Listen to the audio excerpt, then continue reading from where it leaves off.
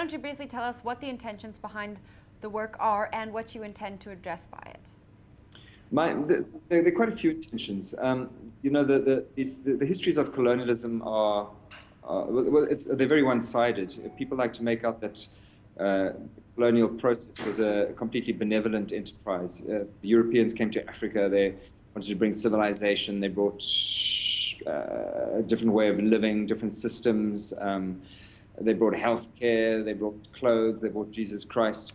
In fact, the most hideous atrocities were committed under colonialism. It was really a system in which to gain territory and to make money, to enslave people and to make money out of it. So we look at those histories from a different side. What was actually perpetrated in the name of colonialism?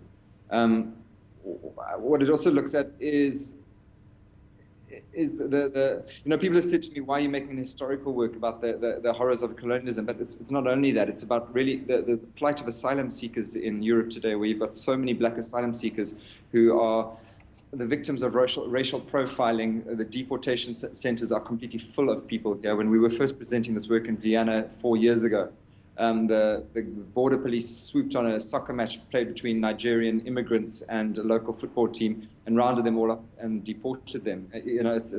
People are living in limbo, waiting for their number to be called. So it's looking at that system and what are the roots of that system. It doesn't exist in isolation. The history of racism in Europe the roots are long and deep, and they're very systematized.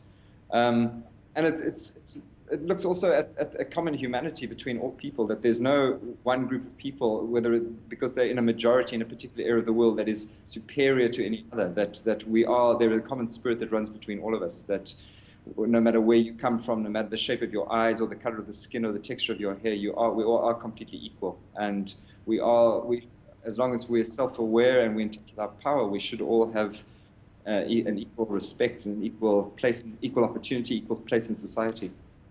Well, I think those people who signed the petition, if they could hear you say that now, they probably wouldn't have signed it. It's crazy what just seeing an image and having a few names behind can do.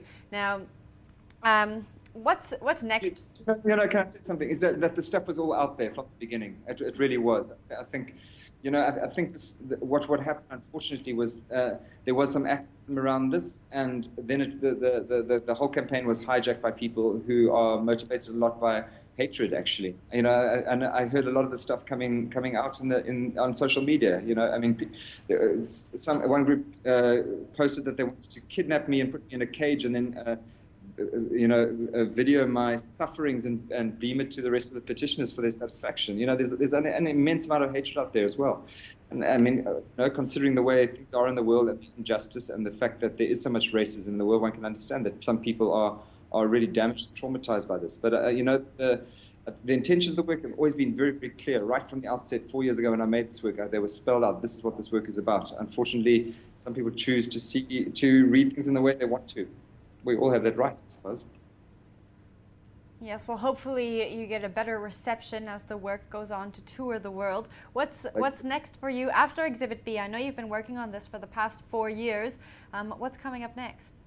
Well, I've got my Macbeth, which is Verdi's opera, which I had rewritten for a small ensemble, which is set in the wars of the Eastern Congo and the North Kivu province, which looks at the witches of Macbeth as a cabal of representing a multinational corporation who comes in to destabilize the society in order to access the minerals which they're stripping from there. This has resulted in the death of about 5.5 million people in the Congo in the last 20 years. So that is touring the world as well. So I think these two works are really keeping me very busy at the moment. And the next work I'm making is a piece called Sanctuary, which is quite a small work which looks at the abuse of children by caregivers, whether it's school teachers or priests or family members. Brett, well, it seems like all your pieces have very powerful messages behind them. For anyone watching this video, if they want to catch up with you online, find out what you're working on, where they can see it, how can they do that? Yeah, just find the Third World Bun Fight Facebook page and all the announcements are there.